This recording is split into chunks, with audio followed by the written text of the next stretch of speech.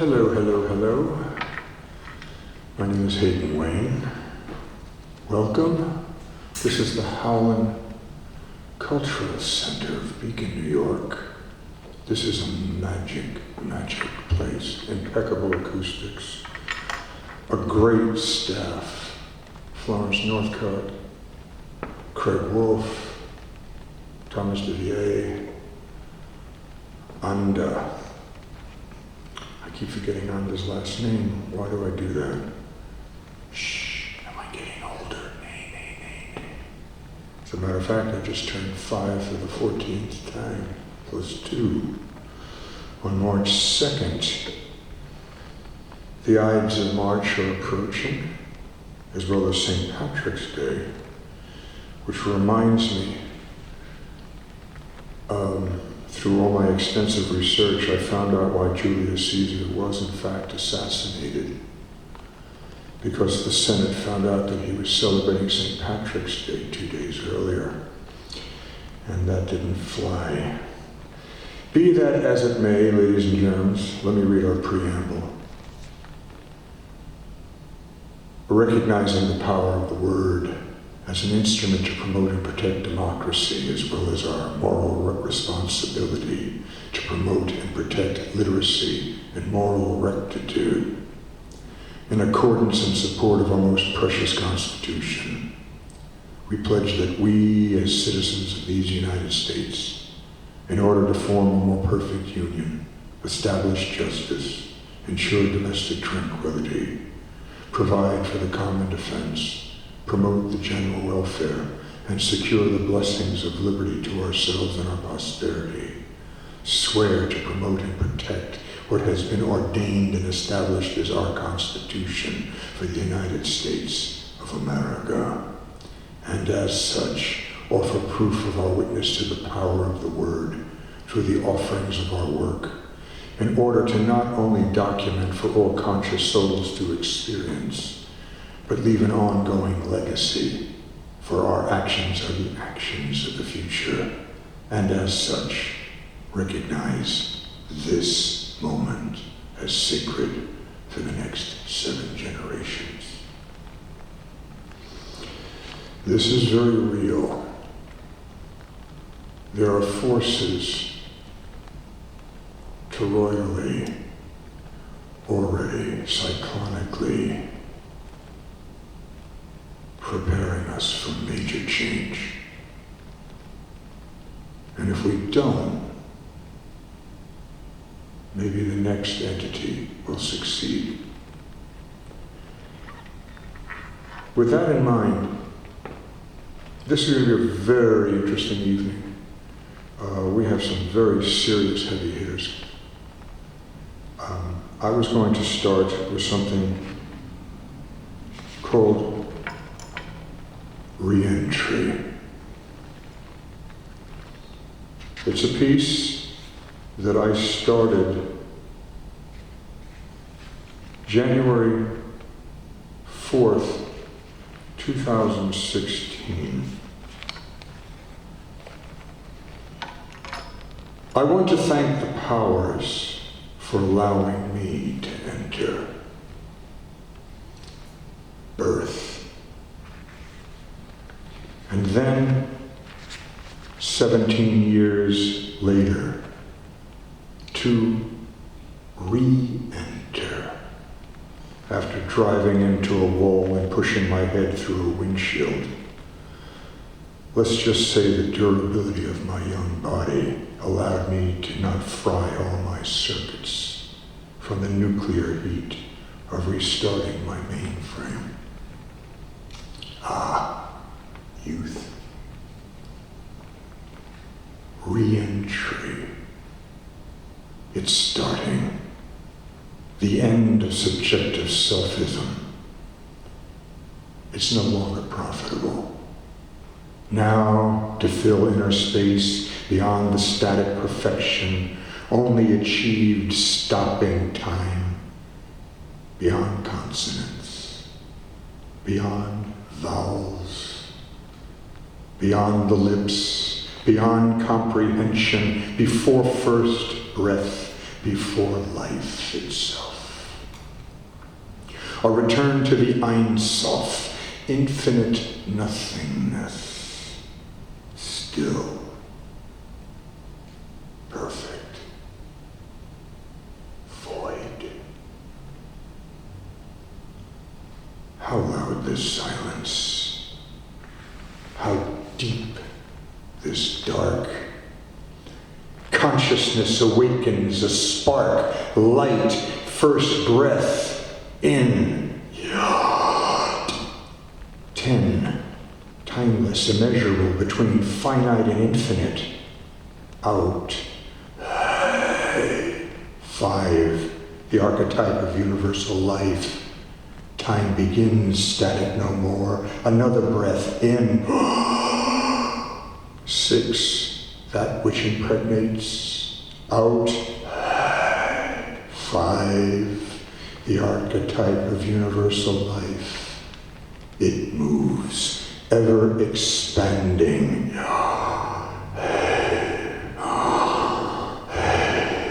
In, out, 10, 5, 6, 5, ever expanding, Aleph, Yod. 1, 5, 10, 5, Aleph, 1, belonging to neither time and space, beyond the realm of our thought, beyond the reach of our mind. Ever expanding, Aleph, Shin, Resh, 1, 300, 200, Shin, 300, cosmic movement of everything that exists. Resh, 200, the totality of the universe. We breathe, ingesting all there is. Aleph, Shin, Resh,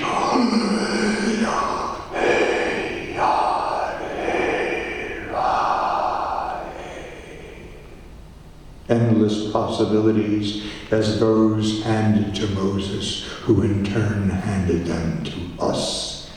Burning consciousness, this bush, so on fire, such light, this beginning, creation, unfathomable, the totality of totality, endless possibilities, dendrite, neural synaptic memory, forever growing, androgynous and perfect.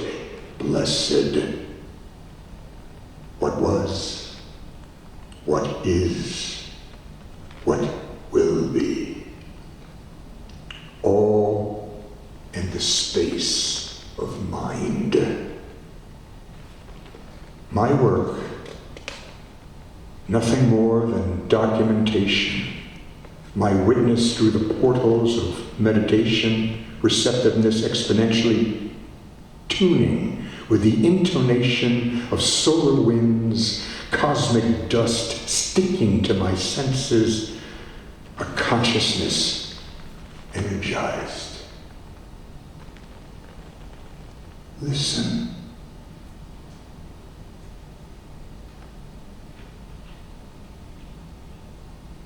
Focus on the silence.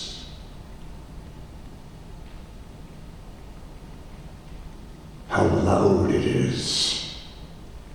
Be still. Hear the noise. Constant. Always. Feel how it passes through you. An endless harvest. Inspiration waiting to be plucked. Why do we perceive the way we do, excluding others and not taking responsibility for our actions that subsequently affect the rest of the world? My vision is one of universal education and hope. It is the only way for us to survive and sustain ourselves as a species. We live in a kinetic reality where, as Sir Isaac Newton postulated, every action has an equal and opposite reaction. This applies to the spirit world as well. The way I see it is acknowledged by pre-dynastic Egyptians. Even just the thought sets things into motion, because thought is action. It creates waves that inevitably knock into other particles within the fabric of totality. Imagine a space, total, complete, filled as totality would be filled. How could something not be affected within the complete interior of this space? There is virtually no room for it to be otherwise. Thus, whether we choose to be conscious or not, we move everything around us by the action of our thoughts.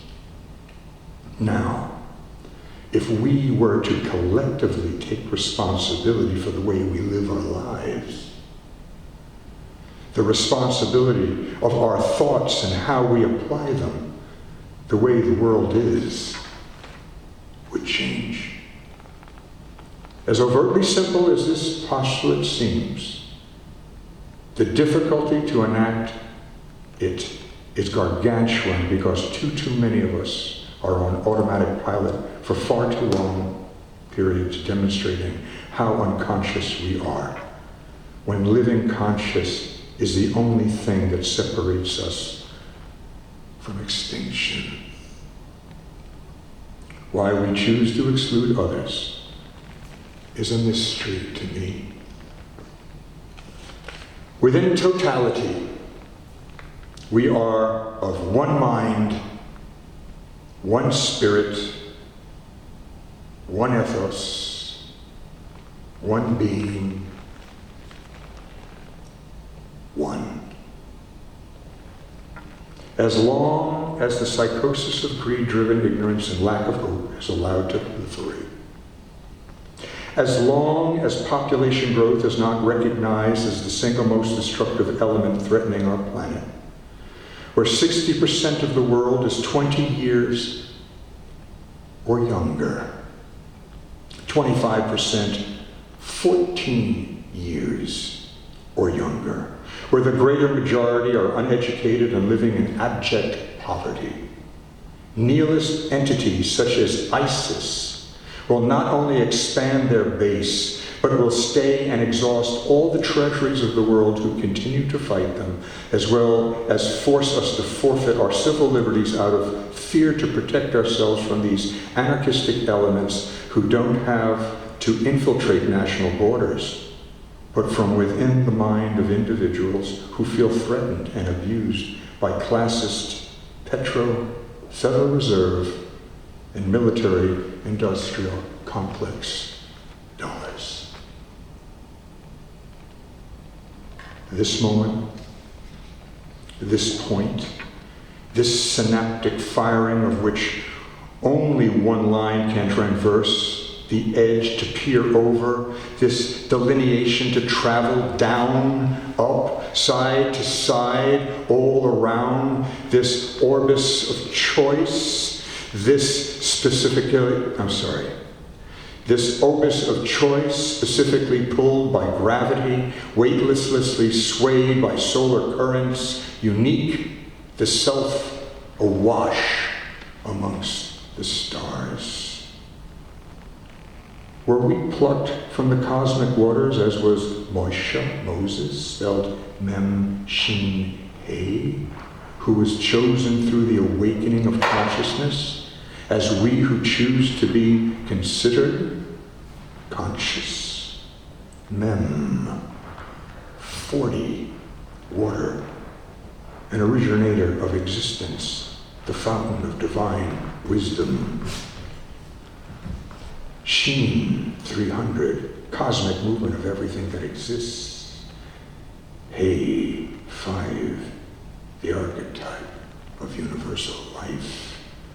One singular continuum in between Alpha and Omega, before and after, within and without, understood and beyond, an awakened state of being. Conception. Clay tablets etched in Sumerian language Apparently 500,000 are now in various museums around the world. Of the 20% so far transliterated by such Sumerian experts as Zecharia Sitchin, we know 445,000 years ago, the Anunnaki, astronauts from another world, Nibiru, a planetary body in a counter-elliptical 3,600-year orbit through our solar system, came to Earth, entering from above the Persian Gulf, landing in modern-day Iraq in search of gold, establishing land bases. Eridu, Larsa, Nippur, Bad Tabira, Lararak, Shurapak, Laagash, all in Eden, meaning step or plain. Eden. Gold, 100% pure conductivity needed to create a shield preserving their home planet, Nibiru's dwindling atmosphere. Usually in 8 atom pairs per molecule, separated. Monoatomic gold repairs bodily functions, increases the senses, memory, telepathic powers, intuitive ability, mental ability to travel through time, retards aging. Anki, Lord of Earth, son of the King of Gods, Anu, developed major mining systems in the distant sea 100 Bera, 200 hours of water, the ground of Arali, Africa. In the Abzu, the basement of the earth, southeastern Africa. From the Sumerian epic, Atrahasis, the Anunnaki are said to have mutinied, not wanting to toil in the gold mines anymore, which led to certain creation of a primitive worker. Humans. Quote, when the gods like men bore the work and suffered the toil of the gods was great, the work was heavy, the distress was much. You have slaughtered a god together with his personality. I have removed your heavy work. I have imposed your toil on man. In the clay, God and man shall be bound to a unity brought together so that the end of days, the flesh and the soul, which in a God have ripened, that soul in a blood kinship be bound. Enki, son of King of Gods Anu, with the help of his sister Ninki, creation. The birth of man, gene splicing are coming to be with existing hominids, in vitro fertilization, the atom became atom, he of the earth, in the steppe of Eden, the garden between the Tigris and Euphrates. Genesis 2:7. Then the Lord God formed man from the dust of the ground and breathed into his nostrils the breath of life, and man became a living being. 10. A river watering the garden flowed from Eden, and from there it separated into 4 headwaters. 11. The name of the first was the Pishon. It winds through the entire land of Havilah, where there is gold. 12. The gold of that land is good, aromatic resin, and onyx are also there. 13. The name of the second river is the Gihon. It winds through the entire land of Cush. 14. The name of the third river is Tigris. It runs along the east side of Ashur. The fourth is the Euphrates. Why would God direct Adam to a bountiful place, Havilah, and tell him there is gold. Why would newly created man before Eve need gold? Genesis 2:18. The Lord God said, "It is not good for the man to be alone. I will make a helper suitable for him." 19. Now the Lord God had formed out of the ground all the wild animals and all the birds in the sky. He brought them to man to see what he would name them. And whatever the man called each living creature, that was its name. 20. So the man gave names to all the livestock, the birds in the sky and all the wild animals. But for Adam no suitable helper was found. 21. So Lord God caused the man to fall into a deep sleep, and while he was sleeping, he took one of the man's ribs and then closed up the place with flesh. 22.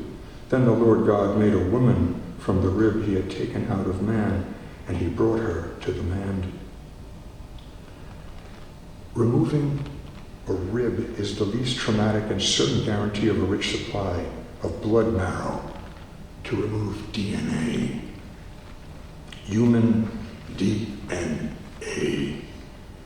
Deoxyribonucleic acid.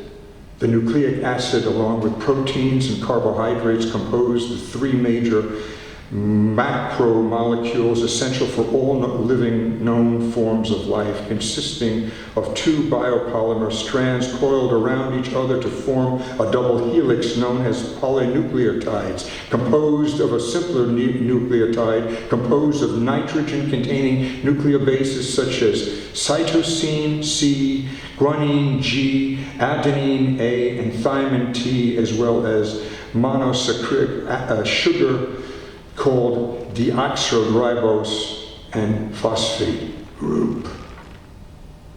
Yahweh.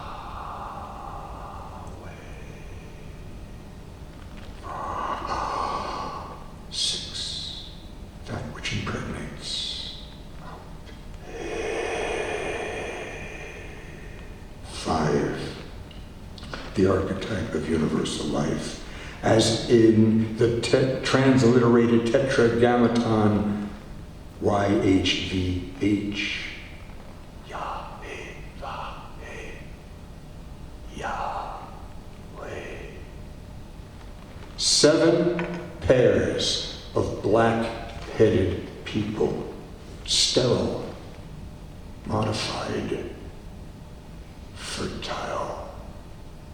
According to the Book of Enki, with his permission, the medical staff mixed DNA from the Earth's hominids with their own and artificially inseminated a hominoid female. But deformities repeatedly occurred. It wasn't until they inseminated an Anunnaki female, the medical officer using herself to test on, that they were successful creating the atom, subsequently expanding the process with additional female hosts, with the result of new creatures being able to reproduce.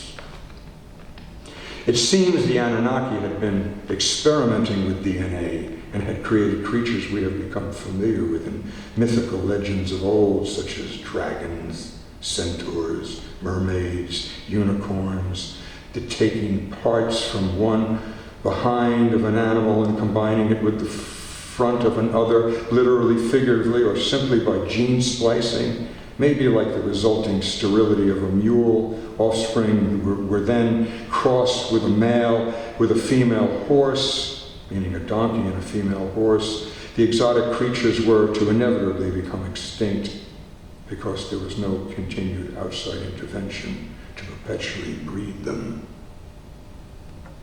First, barren, not to partake of the tree of life, unquestioning working Enki's minds, modified now eating from the tree, able to reproduce, aware of good and evil, aware of nakedness, aware of shame, overpopulating. Enki's younger half-brother Enlil, lord of the command, outraged mankind, needing containment, cold, plagues, drought, eradication, the deluge.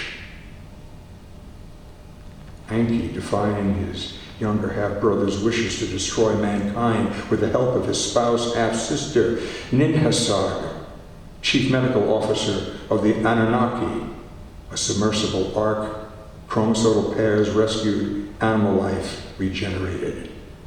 Noah in the Bible. Zarathustra in the Sumerian king before the deluge, epic of Atrahasis, Arcadian extremely wise. Upnapupashtim, he found life. From the epic of Gilgamesh. Are we the creation of the Anunnaki, as told by the Sumerians, and retold in the Torah? Laws of morality, specifically handed down to the chosen, the arbiter for continuance? Am I a scribe of witness, remembering virtuosity, the state of consciousness where everything is possible within the vector of being, navigating the curve of harmony, singularity? One. Enki paused. Enki passed the scientific knowledge down to his two sons, Marduk and Ningish-Zidas. As Egyptian gods, they are known as Ra and Thoth. Enki also passed on the secrets of the gods to select individuals. These divine teachings, mankind's heritage, instructed and written down by Adapa, son of Enki, by a human female, writings regarding time, one of the earliest books lost in the burning of the Library of Alexandria. Another, Enmerduranki, possibly the prototype of biblical Enoch. Enoch, who lived 365 years, was the son of Jared, who lived 800 years, the father of Methuselah, who lived 969 years, and the great-grandfather of Noah, who lived 950 years. Note the Anunnaki kings list lifespan of many hundreds and many hundreds of years. When we read in the Old Testament, we also find Adam, 930, Seth, 912, Enosh, 905, Canaan, 910, Mahalalel, 895, Jared, 962, his son Enoch, 365, his son, Methuselah, 969, his son, Lemret, 777, his son Noah, 950, his son Shem, 600, and then Arphaxad, 438, Shelah, 433, Eber, 464, Peleg, 239, Ru, 239, Serach, 230, Nahor, 148, Terah, 205, and Abraham, 175.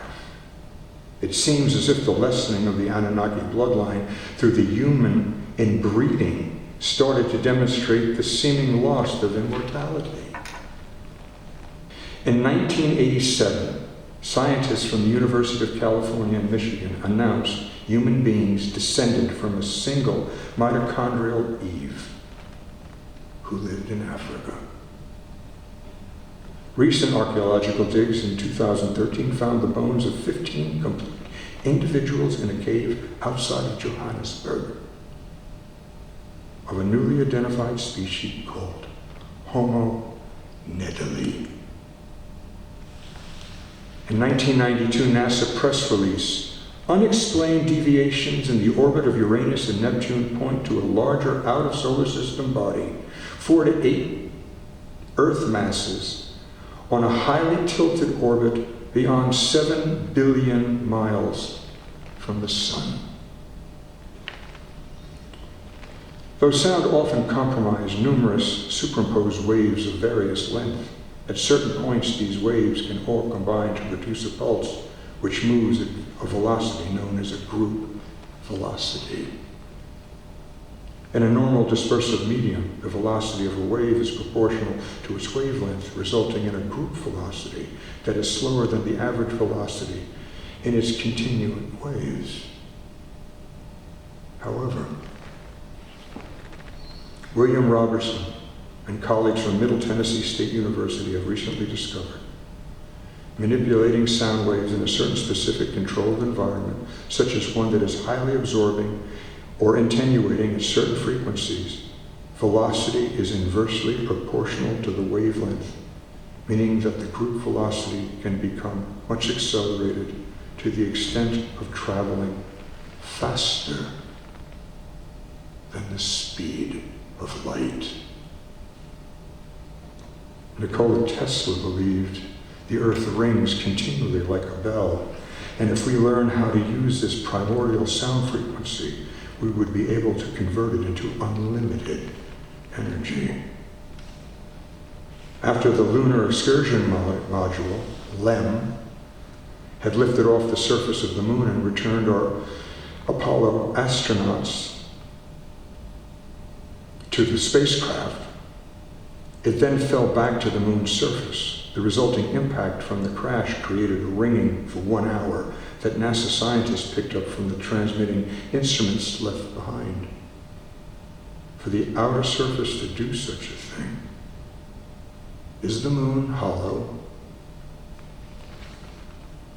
According to Sumerian creation, our solar system, a planetary collision between Tiamat, which was to become Earth, and one of Marduk's, also known as Nibiru's moons, split her in half, throwing the debris out into what would become the asteroid belt between Mars and Jupiter, changed the Earth's orbit from fifth to third from the sun, and created her moon. When examining microsphericals around the impact sites in geological areas where there has been intense heat, these sphericals demonstrate a porous quality. One must assume such a cataclysmic collision of planetary orbs would create an intense firestorm. Maybe our moon has the same qualities as with the microsphericals as a result of the intense heat. Must be hollow. According to cylinder seal catalog VA243, in the Worden Sierstadt Arbeitsraum of the State Museum in East Berlin, from 5,000 years ago, the Sumerians knew about our solar system before we did. For example, the discovery of Uranus was March 13, 1781. Neptune, September 23, 1846. And Pluto, February 18, 1930. Yet the impression depicts 12 orbs, including Anunnaki's home planet, Nibiru. Everything has its own resonance, its own resonant harmonic frequency, sound in three-dimensional effect that demonstrates itself as a cross within a circle. Sumerian glyphs documented this knowledge, demonstrating a cross within a circle. The Southern African refers to it as Mabona, Lord of Light. Tetragrammaton, tetra, four, as in four faces of a tetrahedron. Grammaton, letters, thus the four letters of God. But with further etymology examination, Greek, gramma, small weight. Latin, gramma, small weight. Gravity is in direct correlation with mass. Thus, tetragrammaton, four-sided gravitation. Scientists have discovered gravitational waves 100 years after Einstein published his theory of relativity, where he predicted their existence. A gamma-ray flash on September 14, 2015, just a fraction of a second after the Laser Interferometer Gravitational Wave Observatory, LIGO is the acronym, picked up the first signals of the gravitational waves, caused in this case by a merger of two black holes. According to quantum physicist Nassim Haramein, the black sun or black crystal described in other civilizations may have been given by the sun god to humans as a very advanced technology, like a little sun in a box, a singularity created artificially inside a stone or crystal that contained plasma dynamics spinning at high angular velocity, generating a torque in space-time, producing gravitational and energy effects. If this is true, then you would expect the top and bottom of that structure, vortexes, columns of clouds or columns of light, to appear because of the high velocity of space-time angular momentum along the path and south poles of that object. Need we not forget Moshe, Mem 40 equals 4 as the 4 letters of God, the Tetragrammaton, was plucked from the waters by Pharaoh's daughter and raised as his grandson residing in Egypt for 40 years. 44. We must then assume that he was educated within the privilege and the most inner secrets of Egyptian society. Acts 7:22. Moses was educated in all learning of the Egyptians, and he was a man of power in words and deeds. Certainly, if anyone had access to ultimate secrets of the state of Egypt, Moses would have been one of them. Now, realizing he was a Hebrew and leaving Egypt with the exodus of the children of Israel, he wandered the desert for 40 years. 4. Could he have left with some prize power source of state? What was this? Before the building of the ark at Mount Sinai, Numbers 14:13, and that you go before them in a pillar by cloud of day and a pillar of fire at night. Exodus 13:21, by day the Lord went ahead of them in a pillar of cloud to guide them on their way, and by night in a pillar of fire to give them light so that they could travel day or night. Neither the pillar of cloud by day or the pillar of fire by night left its place from in front of the people. And yet the following demonstrates the use and power of the ark, not Moses raising his staff to part the Red Sea. Later on, after Moses' death, Joshua 4:18, and the priests came out of the river carrying the covenant of the Lord. No sooner had they set their feet on dry ground than the waters of the Jordan returned to their place and ran at flood stage as before. Joshua 4:23, for the Lord your God dried up the Jordan before you until you had crossed over. The Lord your God did to the Jordan what he had done to the Red Sea when he dried it up before us until we had crossed over. After Moses crossed the Red Sea, specific instructions were given at the base of Mount Sinai. Exodus. They shall construct an ark of Arcadia wood, 2.5 cubits long and 1.5 cubits wide and 1.5 cubits high. Arcadia wood is harder than oak. A cubit is the length of a forearm from the tip to the middle finger to the elbow. Obviously, a cubit had various lengths depending on the size of the individual. Using my arm as a measurement, a cubit is 20 inches. Then the length, if it were, then the length was 50 inches with a width 30 inches and a height of 30 inches. 11. You shall overlay it with pure gold inside and out. You shall overlay it, and you shall make gold molding around it. 12. You shall cast 4 gold rings for it and fasten them on its feet, and 2 rings shall be on one side of it, and 2 rings on the other side of it. 13. You shall make poles of Arcadia wood and overlay them with gold. 14. You shall put the poles and the rings on the side of the ark and carry the ark with them. 15. The poles shall remain in the rings of the ark. They shall not be removed from it. 16. You shall put the ark into the ark, the testimony which I have given you. 17. You shall make a mercy seat of pure gold, 2.5 cubits long and 1.5 cubits wide. You shall make 2 cherubim of gold. Make them hammered work at 2 ends of the mercy seat.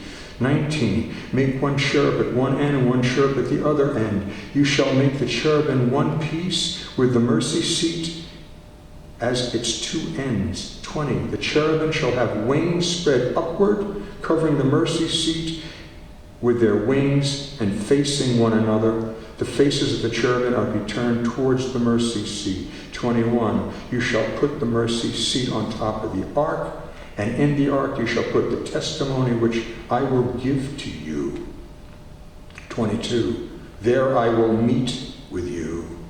And from above the mercy seat, from between the two cherubim which are upon the ark of the testimony, I will speak to you about all that I will give you in commandment for the sons of Israel. Gold on the outside, gold on the inside, with wood in the middle? Could this have been a capacitor, a device used to store an electric charge consisting of one or more pairs of conductors separated by an insulator? Certainly it was heavy. It had to weigh anywhere from 300 to 600 pounds, and even if 4 designated priests were able to lift it, how long could they carry it?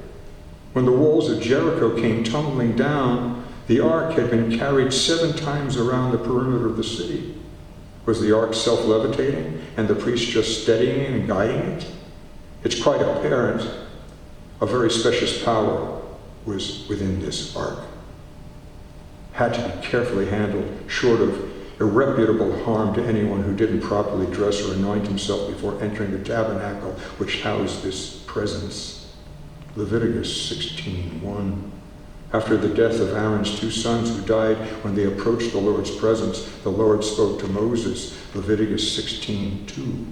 Tell your brother Aaron that he is not to come whenever he pleases into the sanctuary in front of the veil, inside the promontory of the ark. Otherwise, I will reveal myself in a cloud above the promontory. He will die. Chronicles 13:10. The anger of the Lord burned against Uzzah. He struck him down because he put his hand on the ark and died there before God. What was this? Interesting enough, if we consider 300 degrees of consciousness, as did the pre-dynastic Egyptians, using the biblical measurements of the Ark of the Covenant, we find aspects of numbers eventually dividing into 360. 2.5 long plus 1.5 wide times 2, the top perimeter of 8 cubits. 8 times 45, 360. 2.5 long, 1.5 wide equals 3.7 square cubits. 3.75 times 96, 360. 2.5 long times 1.5 wide times 1.5 high, the volume of 5.625 cubits, cubic cubits. 5.625 times 64, 360. The perimeter of the top 4 sides, 2.5 long plus 1.5 wide times 2 sides equals 8, plus 1.5 wide plus 1.5 high times 2 sides equals 6, times 2 sides equals 12, plus 2.5 long plus 1.5 high times 2 equals 8, times 2 sides equals 16 equals 36, 36 times 10, 360. The area of the 4 sides, 2.5 long times 1.5 wide equals 3.75, times 2 equals 7.5, plus 1.5 wide times 1.5 high equals 2.25, times 2 equals 4.5, equals 12 times 12 times 30 equals 360. What is this? Surely not coincidence. A vibration increased up to a certain frequency will produce sound, and if the frequency is increased to a high enough oscillation, it will change into light. Thus, sound and light must be in all things. Sound levitates objects at a specific cross point. In 1987, Dr. David Deek demonstrated his acoustic levitation chamber he designed and built as a microgravity experiment for NASA. 12-inch cube plexiglass Helmholtz resonant cavity had 3 speakers attached to the cube by aluminum acoustic waveguides. By applying the continuous resonance of 600 Hz sound waves and by adjusting the amplitude and phase relationship amongst the 3 speakers, he was able to control levitation and move in its 3 X, Y, Z axis of ambient space. The pyramids were resonating cavities to create energy. Did the sarcophagus at the Grand Pyramid of Giza also contain a power source within the perfect resonating cavity? Did Moses take this technology with the children of Israel during their exodus from Egypt?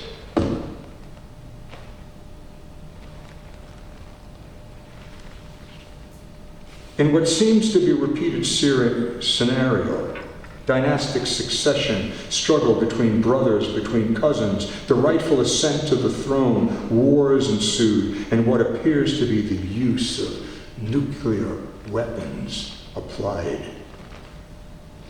From the Mahabharata, a major Sanskrit epic of ancient India consisting of over 100,000 couplets, written somewhere around 400 BCE, chapters 6 to 10 are considered to be the oldest and are about the Kurukshetra War, believed to have been approximately 3100 BCE, between the cousins Kauravas and Pandavas, for the throne of Hastinapura in the Indian kingdom known Kuru, where 18 days of battle resulted in approximately 4 million deaths.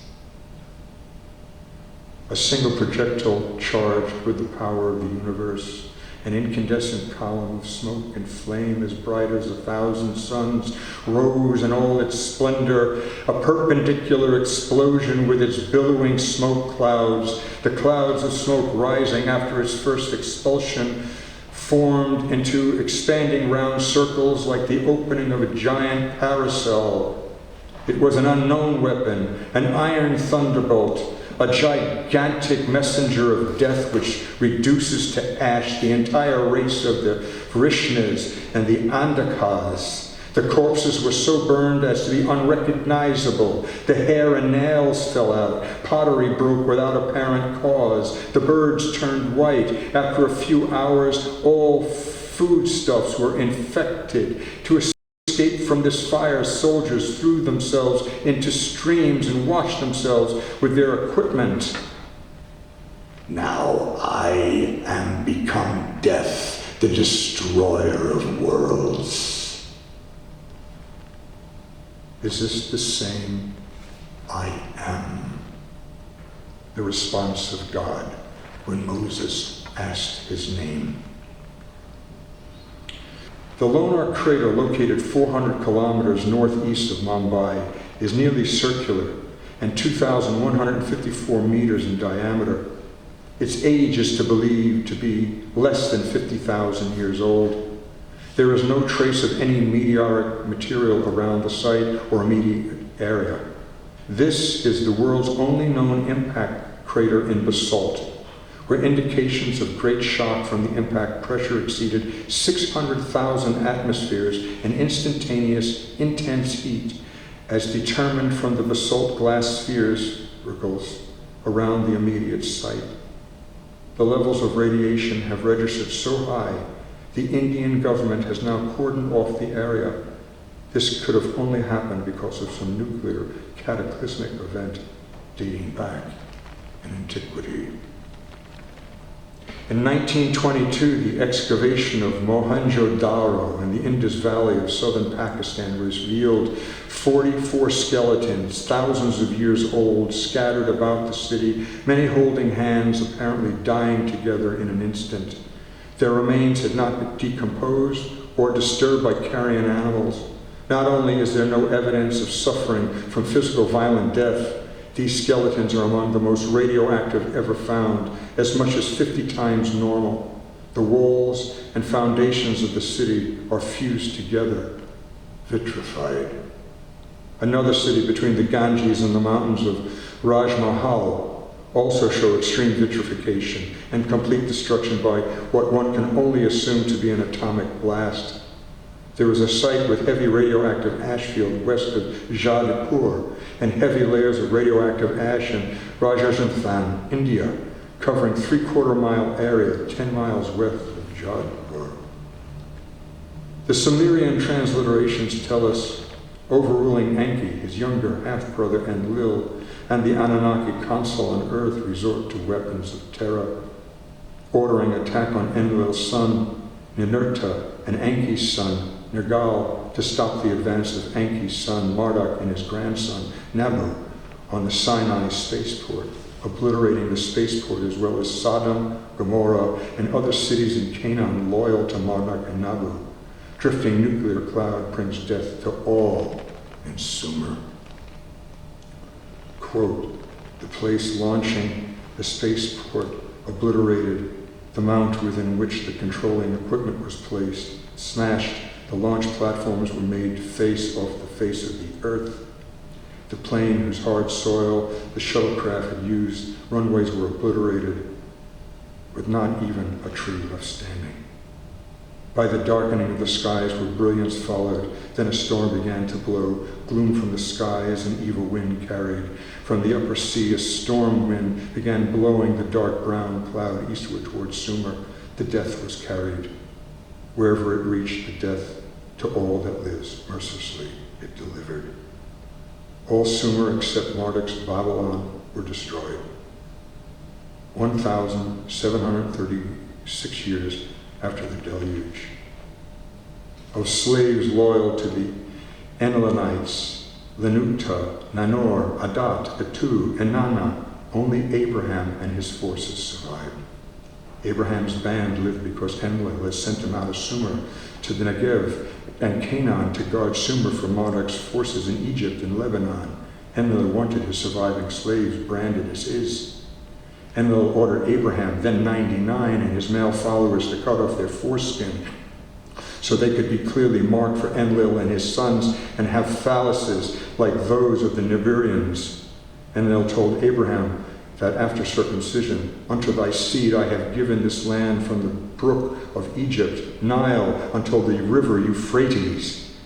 Enlil said Abraham would conceive a son by Sarah, who was his half-sister, and who by Nibiran succession practices would produce a son who would succeed Ishmael, Abraham's son, with his secondary wife Sarah, erstwhile Egypt's slave Hagar. Sarah bore Isaac in Canaan. Enlil told Abraham, listen to what Sarah tells you, because it is through her, Isaac, that your offspring will be reckoned. I will make the son of her manservants into a nation also, because he is your offspring. Enlil told Abraham, evict Hagar personally. By doing this, Enlil tested his slave's loyalty, and he drove a wedge between him and Hagar. Abraham rose up early in the morning and took the bread and bottle and water and gave it to Hagar, putting it on her shoulder and the child, and sent them away. She departed, wandering the wilderness of Bathsheba. When the water in the skin was gone, she put Ishmael under one of the bushes. She thought, I cannot watch my boy die. No sooner was Hagar left between to die in the unforgiving desert than the God-master comes to the rescue of the evicted young slave girl. Enlil showed her well, saving her and Ishmael, winning her undivided loyalty. The rest of the story we know from the Old Testament. But who is this God of monotheism? The stories repeatedly tell us about the testing of loyalties that are ruthlessly harsh. Was this in fact the ruling elite of gods through the ultimate power of Enlil? El, God, Elohim, gods, equal Anunnaki, those from heaven came. Enlil, who specifically chose to use nuclear weapons of mass destruction, who singled out Abraham to survive and create a new lineage starting with Isaac, who would subsequently test Abraham to see if he was still completely loyal, asking him to murder his son, stopping him from doing so, and thus allowing the creation of Israel through Isaac's subsequent lineage, of whom the most devoted will wrestle with God, who specifically saved Hagar and her son of Abraham, Ishmael, who would create the lineage of Arabs, who would subsequently become Muslim and submit to God. What time is it? Not that it matters. Time. Old time, new time, same time. Time is only time with change. Don't move. Remain still. Watch the cosmos around you, within you. changeless, this static state of consciousness, perfect, androgynous, and complete, total. But for time to be time, it must move. The splining of the nano-continuum, whether milliseconds, light years between moments, as fleeting as forgetting where or why or how we are when doesn't matter. For within this singularity we return to where we left, to return again and again, parallel to ourselves, repeatedly disconnected, yet connected, yet disconnected, wormholing ourselves within the stars, strewn before us as the sands, crowning the ocean's surf, separating us from our primordial birth. For there is no death, other than for that contains the fluidity of ourselves, to perpetually morph through endless skies, structures infinitely various and identical, mirroring the purpose of our being, what we choose when choices have already been chosen, and yet to be as subjective as evaporating dew, we as blades of grass bend in tandem, indifferent, honest, within this garden unique. And as we move, our life does quicken, slowing our perceptions, we now hurling too fast to feel, static, awash, material possession, forgetting who we are when who we are is all we have. Within a universe of endless possibilities, a thinning ozone layer means less protection from the ion radiation from space. A thickening ozone layer allows increased electromagnetic energy and oxygen short of toxicity and eliminates ultraviolet radiation. In such an environment, biological life can grow to its maximum potential, as demonstrated by the Pleistocene megafauna and flora before their extinction at the Younger Dryas boundary approximately 12 to 13,000 years ago, when there was a sudden drop in temperature across the northern hemisphere. Why? Numbers 13:33. All the people saw were of gigantic size. We felt no bigger than grasshoppers, and that is how we looked to them. Enoch, 2 huge men appeared to me, like of which I had never seen on earth. Their faces were shining like the sun. Their eyes, too, were like burning light, and they took me up and carried me to the first heaven. And then they fly with their wings and do the rounds with all the other planets. They led before my face all the elders, the rulers of the stellar order. These groups carry out and carefully study the movements of the stars. The Hopi say in prophecy, a blue star, Kachina, or Sakwashushuna, will appear as a blue star, signifying the coming of a new world, a day of purification from a total cataclysm, where only those who have embodied and adhered to their ancient teachings are uncorrupted will be saved, and the world will start anew. We presently are in the fourth world. The first three, Topela, Tapka, and Kushkurza, have already been inhabited and subsequently destroyed due to the moral corruption and wickedness of mankind. Repeatedly, only the faithful, those who have followed the Hopi way of life, have survived this horrendous destruction. Is that blue star Nibiru? As the Hopi say in prophecy, we have undermined our children. When the corruption is complete, the destruction is complete. As chilling thought considered 60% of the world's population are 20 years and younger, 25% are 14 and younger, with the majority in abject poverty and ignorance. If the children of Israel, with their laws handed down to us, are exterminated, will life on this planet again come to an end? Between the first temple of Solomon and the second temple, the Torah does not mention the removal of the ark.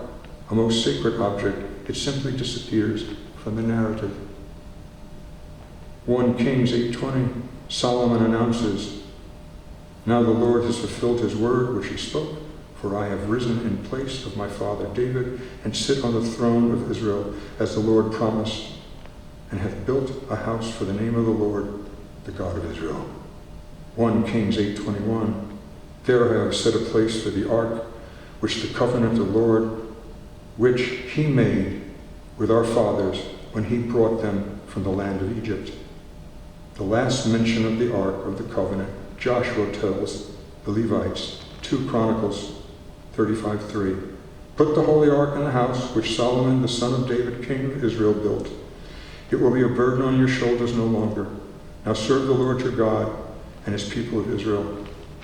2 Chronicles 35:40, "Prepare yourself by your fathers' households in your divisions, according to the writings of David, king of Israel, and according to the writings of his son Solomon." Is this when the Anunnaki left? Surely if they remained, why would they separate themselves from us?